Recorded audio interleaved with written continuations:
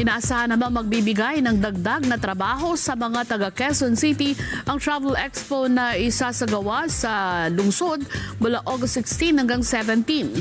Sa nasabing expo, maraming hotel packages at diskwento sa airlines ang aasahan ng mga dadalo. Si TJ Mendoza sa report.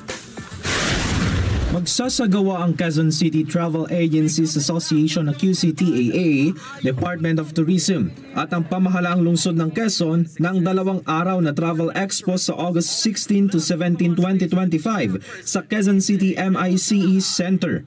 Sa kanilang press conference na ginanap kanina, binanggit ng Pangulo ng QCTAA na si Margie De Castro na maraming aabangan ang mga travel enthusiasts sa naturang aktibidad. Very rich ang country natin, Luzon, Visayas, Mindanao.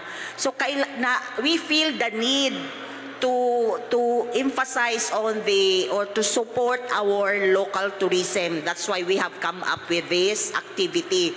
Bukod sa lokal na turismo, ipinagmamalaki din hindi lang ng Quezon City, kundi pati na din ng iba pang syudad sa Metro Manila ang education at medical tourism dahil pinalalakas ng Department of Tourism ang kanilang bagong branding para sa NCR, ang Metro Manila, It All Starts Here. Sinabi ng QCTAA na gagamitin din nila ang branding na iyan dahil hindi makararating ang mga turista sa pangunahing tourist spot sa bansa nang hindi dumadaan sa Metro Manila.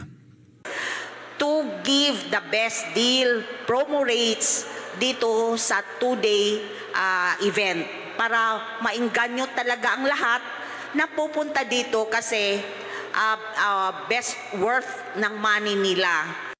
Ani pa ni Castro, maraming hotel packages at diskwento sa airlines ang aasahan ng mga dadalo sa Expo. Bukod pa riyan, maaari din silang maglibot sa mga museo sa lungsod ng Quezon. Layon din ng Expo na magbigay ng karagdagang trabaho para sa mga Q-citizen, mga residente ng Metro Manila at mapalakas ang lokal na turismo sa bansa. Magsisimula ang Expo sa August 16 to 17 mula alas 9 ng umaga hanggang alas 7 ng gabi at wala namang babayaran ang mga dadalo. TJ Mendoza para sa Mata ng Agila, matatag, matapang, matapat.